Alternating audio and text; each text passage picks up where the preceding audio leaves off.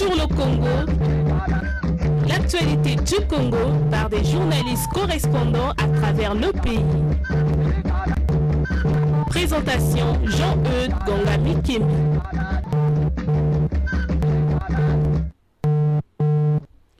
Bonjour à tous et bienvenue, très heureux de vous retrouver pour cette nouvelle émission Bonjour le Congo. Ce sont les voix du Congo pour le monde, le tour des correspondants à travers le pays pour l'actualité, les infos des villes et départements du Congo avec notre réseau de correspondants. Petite évolution dans cette émission, désormais aussi les infos de Brazzaville pour les départements et le monde. Bonne condition d'écoute à toutes et à tous. À l'UTT, dans le département de la Bouinza, la vie est de plus en plus chère, nous dira notre correspondant Dimi Bitemo-Mwanza.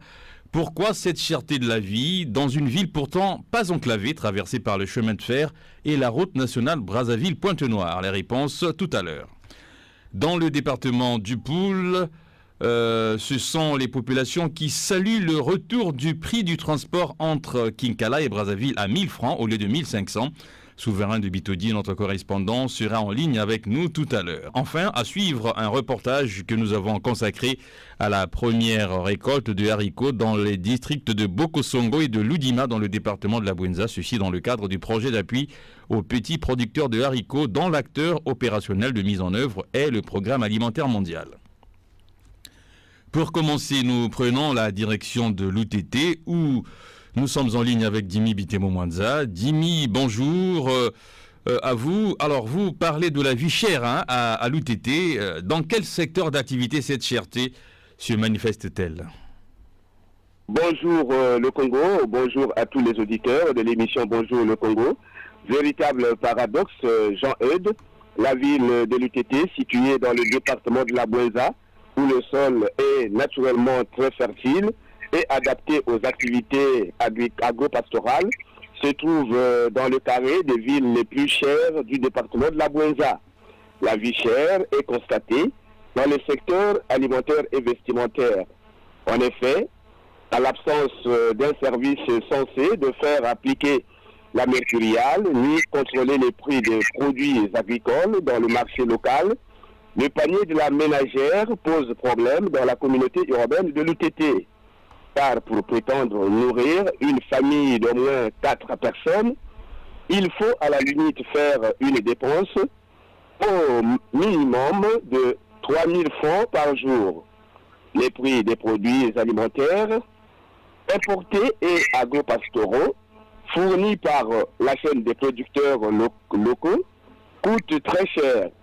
Et du côté vestimentaire, le constat est le même par le fait que les quelques établissements de vente d'habits mettent à la disposition des clients des articles vestimentaires vendus au prix exorbitant.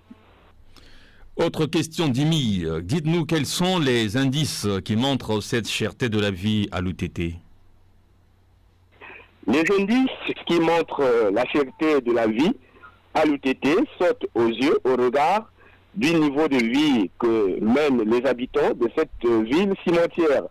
En effet, les populations de l'UTT ont modifié leurs habitudes alimentaires ces dernières années en raison de la cherté des produits importés et ceux relevant de la chaîne des producteurs locaux.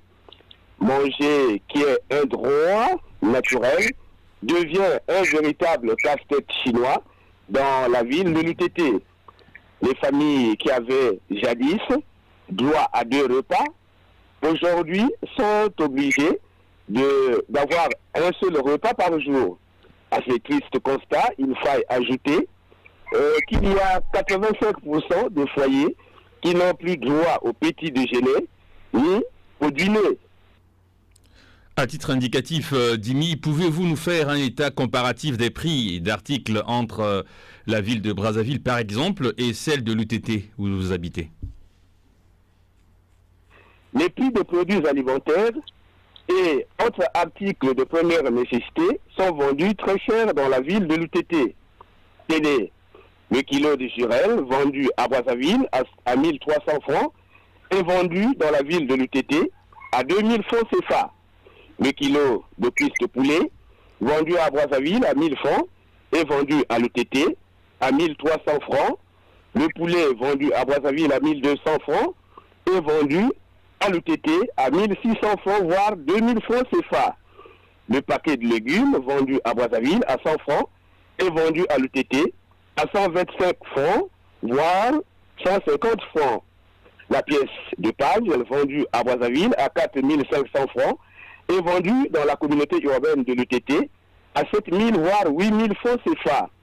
La bouteille d'eau potable vendue à Brazzaville à 400 francs voire 500 francs est vendue dans la communauté urbaine de l'UTT à 500 francs, pour ne citer que cela.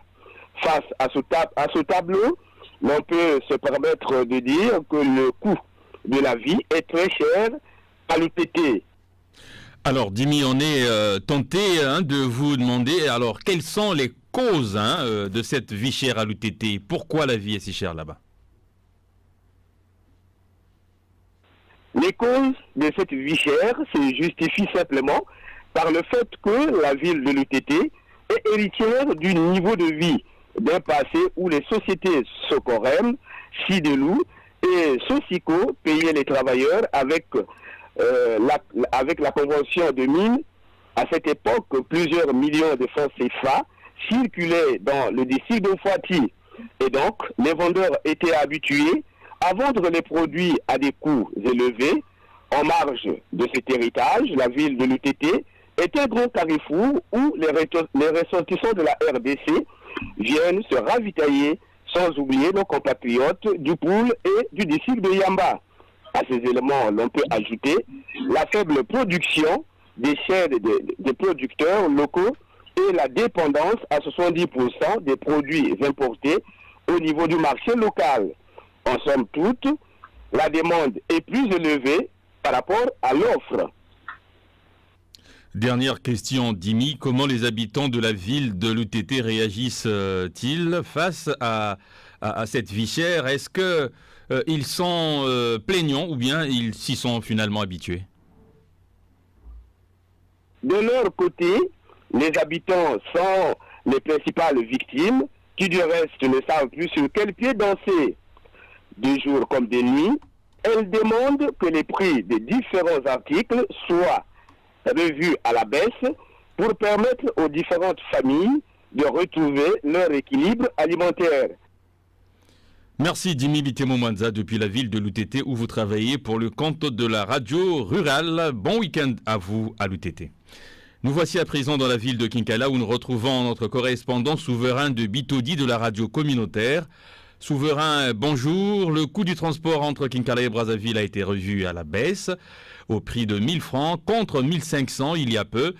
Alors, une réduction consécutive à une concertation entre les autorités départementales et les transporteurs. Qu'est-ce que cette réduction du prix va changer? Bonjour Jean-Eudes et aux éditeurs de l'émission Bonjour le Congo.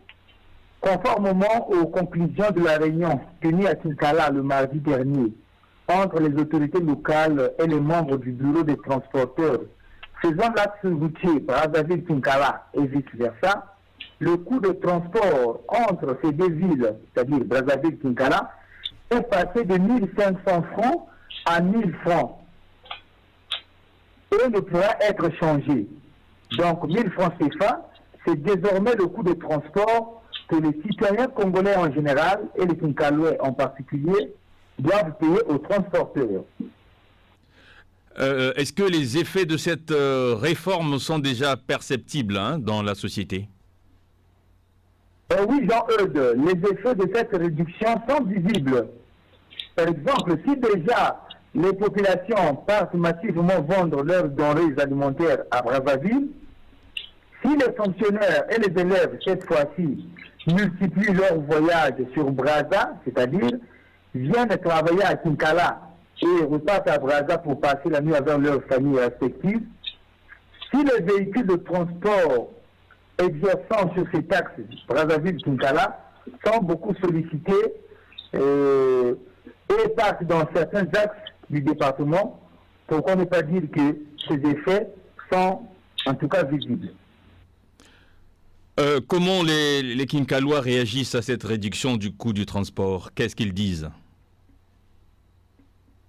Dès lors, cette réduction a été prononcée par les autorités, les populations ont applaudi cette nouvelle, car payer 1500 francs pour eux n'était pas du tout facile par rapport à la conjoncture actuelle qui traverse le pays.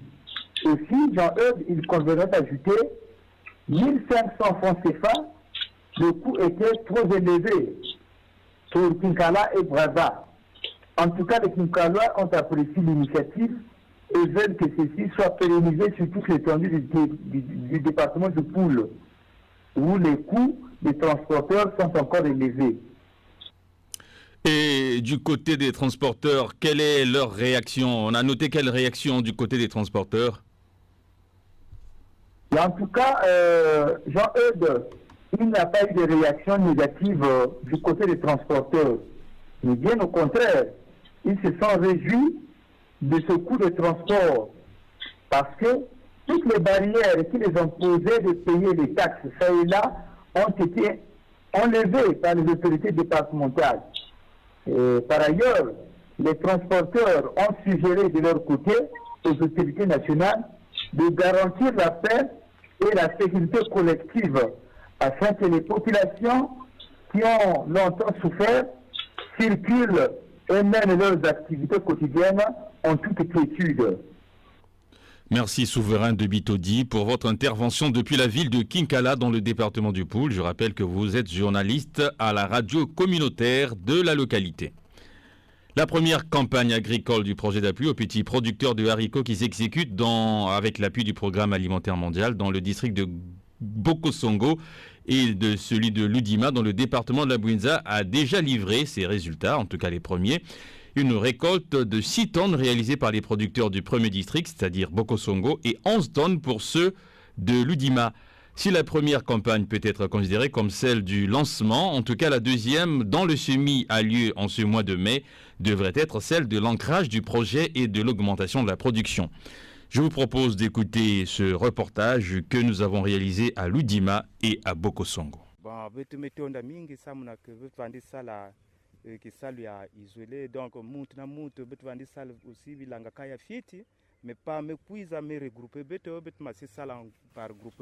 C'est un bon projet. Hier, nous travaillions chacun dans son coin et nous exploitions de petites surfaces. Le PAM nous a organisés en groupement. Nous sentons que ce projet va réduire notre pauvreté.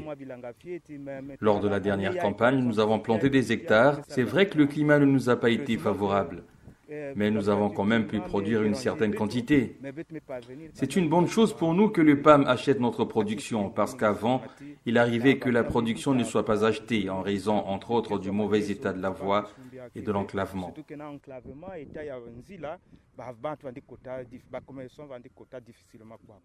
Les mots de Pierre Kibenga, habitant du district de Bokosongo dans le département de la Bouinza, au sud de la République du Congo, bénéficiaire du projet d'appui aux petits producteurs de haricots financé par l'Union européenne et dont le partenaire technique de mise en œuvre est le Programme alimentaire mondial. La Bouinza est le département pilote du projet dont la production de haricots contribue à alimenter les cantines scolaires, entendu que cette légumineuse trouve une bonne place dans le menu proposé aux élèves congolais de l'enseignement primaire, tout au moins dans les écoles touchées par le programme cantine scolaire. Autre bénéficiaire, Hélène Ngunga, cette femme que nous avons surprise dans son champ à Bokosongo, très appliquée et joviale, malgré le soleil de plomb.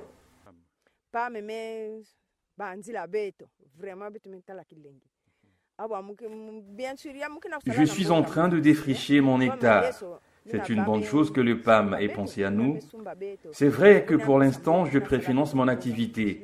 Mais quand le PAM nous aura payé le haricot que nous lui avons déjà fourni, je vais récupérer mon argent. Je pense qu'il y aura un changement grâce à ce projet. Mais nous avons été très dérangés par les oiseaux lors du premier semis ici. Je veux que le PAM nous ajoute des outils. Regardez la matière que j'utilise. Elle est abîmée.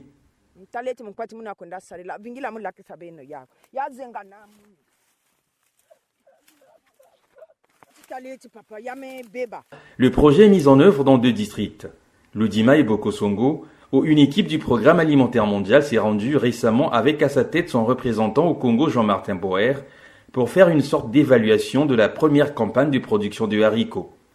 6 tonnes produites dans le district de Ludima et plus de 11 dans celui de Bokosongo. Si Pierre salue les premiers résultats de ce projet, en lequel il croit, il ne manque pas tout de même d'épingler quelques contraintes. Après quelques centaines de mètres à travers de tortueuses pistes presque bouchées par l'herbe, nous voici au champ de Pierre Kibenga, du village Yenge, le meilleur producteur de la dernière campagne.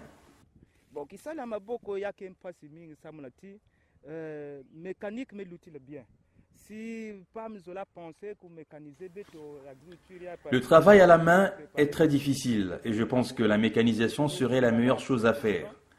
Si le PAM peut penser à la mécanisation de nos activités, je pense que cela dopera la productivité. Or, travailler un hectare à la main, c'est un mois que cela prend.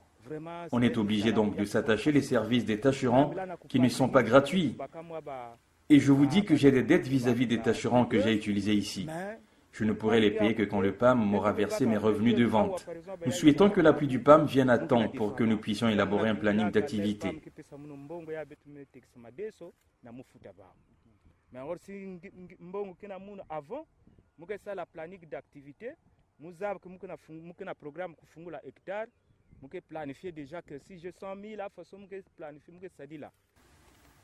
De son côté, François Loukanou insiste sur le financement. Mais sauf que faudra quand même un financement avant. Il faut que le financement du PAM soit ponctuel, car il va nous donner la force de faire plus, de recruter des tâcherons. Or, sans financement, il est difficile de faire un projet.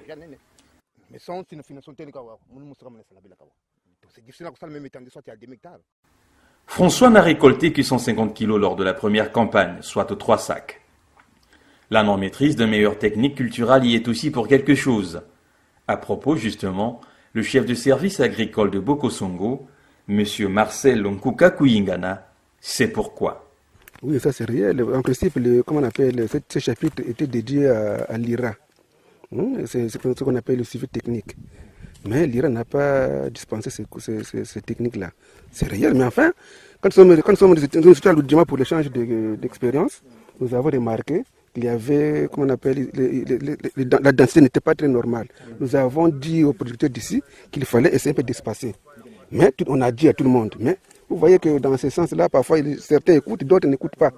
Mais sinon, jusqu'à aujourd'hui, l'itinéraire technique n'a jamais été enseigné par l'IRA. On attend, on espère que cette fois-ci, ils seront formés dans les itinéraires techniques. Les contraintes auxquelles les producteurs font face ont une incidence sur la productivité et de fait sur les stocks à livrer dans les écoles, comme ici à l'école de Ludimagar, où le directeur, Marcel Boissongoma, reconnaît la réduction de l'absentéisme des élèves grâce aux cantines scolaires, après nous avoir fait visiter le dépôt où sont superposés les sacs de haricots estampillés projet d'appui aux petits producteurs de haricots. Donc, je suis très flatté parce qu'un peuple qui ne consomme pas ce qu'il produit n'est pas un peuple libre. Donc nous sommes très satisfaits que nous puissions consommer ce que nous produisons nous-mêmes ici. Donc l'initiative est que vraiment ça aille de l'avant pour écarter un peu le soja. Je préfère me contenter de la quantité qu'on nous a donnée. C'est quelle quantité? Bon, peut-être à peine 24 sacs, 24 sacs, donc un sac ça fait 50 kilos. Donc à mon avis, je crois que la quantité est insuffisante. J'aurais voulu que ce soit plus que ça. Parce que si jamais ça pouvait vider et les enfants ne vont que manger du riz, ça ne se fera pas une bonne impression ce jour-là. Mais il faut bien positiver, pense Bruno Bindoumou, chef du sous-bureau PAM de Nkayi, principale ville du département de la Bouinza, qui voit, à raison, en cette première récolte un motif d'espoir. On attendait plus, mais aujourd'hui, les circonstances n'ont pas permis qu'on puisse atteindre les résultats escomptés. Et les 6 tonnes de vivres que nous avons reçues des producteurs locaux sont allées à l'école locale. Donc, dans toutes les écoles de l'Oudjima, nous en avons 12 et toutes ces écoles ont effectivement reçu le haricot produit chez eux. Et ça, c'était une très bonne chose parce qu'aujourd'hui, on peut se réjouir de voir que ce programme qui est fait en connivence avec l'Union européenne sous le label du programme Sucre est en train de jouer un grand rôle en faveur et des producteurs et de nos élèves dans les écoles primaires. L'approvisionnement, est-ce que ça sera proportionnel par rapport à la production? Vous savez que dans le cadre de cette production, nous avons 20 groupements qui sont repartis dans le district de Ludima et de Bokosongo. Mais il n'est pas évident pour l'instant que l'on dise, avec les moyens de bord, que cela soit possible, qu'on puisse alimenter les écoles régulièrement selon le besoin de stock attendu dans les écoles. À terme, le projet vise à rendre autonomes les producteurs organisés en groupement de 10 personnes chacun, capables de souscrire aux prêts dans les microfinances et de continuer à vendre au Programme alimentaire mondial leurs haricots. C'est ce que Bertrand Sosten Moutsambote, animateur et responsable du projet à Bokosongo, s'attelle à faire comprendre aux producteurs. La vision de PAM, c'est qu'il faudrait que cette expérience-là se sédentarise. Donc même après le projet, que le PAM ait la possibilité de revenir dans Bokosongo afin d'acheter, de trouver toujours le haricot disponible. Donc voilà pourquoi dans les stratégies de travail, de groupement, on leur incite. Parce qu'après le PAM, il n'y aura plus d'appui. Donc il faudrait qu'ils soient autonomes à autofinancer leurs activités. Donc on leur amène un peu à travailler surtout avec les microfinances pour qu'ils aient la possibilité d'avoir des crédits et de pouvoir autofinancer leurs activités à la fin de la récolte ou de la vente, qu'ils aient la capacité de rembourser les crédits d'autrui. Le Programme alimentaire mondial achète le haricot des producteurs à 850 francs CFA le kilo, ce qui est une bonne affaire. En plus de l'appui financier de 152 € consenti par producteur l'année et de la fourniture des outils de travail, des engins de mobilité pour le transport de la production et des décortiqueuses. Le district de Bokosongo compte 42 écoles primaires qui, fort curieusement, ne sont pas toutes bénéficiaires du programme cantine scolaire. Cela a suscité une réaction chez Jonas Osere-Okanze, le sous-préfet. Nous aimerions également bénéficier, même si les autres peuvent goûter l'haricot de Bokosongo, mais nos cantines ici, nous voulons aussi que Bokosongo soit également prise en compte. C'est-à-dire que nous avons les enfants qui peuvent bénéficier des cantines. C'est-à-dire être nourris aussi par l'haricot de Bokosongo que nous appelons affectueusement BKS. Il revient à tous les partenaires de mise en œuvre du projet de faire plus pour atteindre le chiffre de 1600 tonnes de haricots fixé comme objectif. L'alimentation scolaire ayant un impact très positif sur le taux de fréquentation des élèves, il est important, s'accordent à dire nombreux, que le prix à payer soit payé. Si vous souhaitez réécouter ce reportage, rendez-vous sur le site internet www.groupecongomedia.com, média avec un S, dans la rubrique Productions audiovisuelles, Production radio, puis dans la sous-rubrique Au cœur des sociétés. Ainsi s'achève cette émission. Était à la réalisation technique Dubrun Brunel, webmaster Poncien Kaya Goma. Vous pouvez réécouter ce programme en podcast sur notre site internet groupecongomedia.com dans la rubrique Productions audiovisuelles ou en cliquant sur l'onglet Bonjour le Congo à la page d'accueil du site. Si vous souhaitez nous contacter, un numéro de téléphone, le 06 512 54 97, précédé du 00 242 si vous êtes à l'étranger. Une adresse mail bonjourlecongo@gmail.com. Merci à vous qui nous écoutez sur l'ensemble des radios partenaires à travers le Congo. Au revoir et à très bientôt. C'était Bonjour le Congo. L'actualité du Congo par des journalistes correspondants à travers le pays. Présentation Jean-Eudes Gongami Kembi.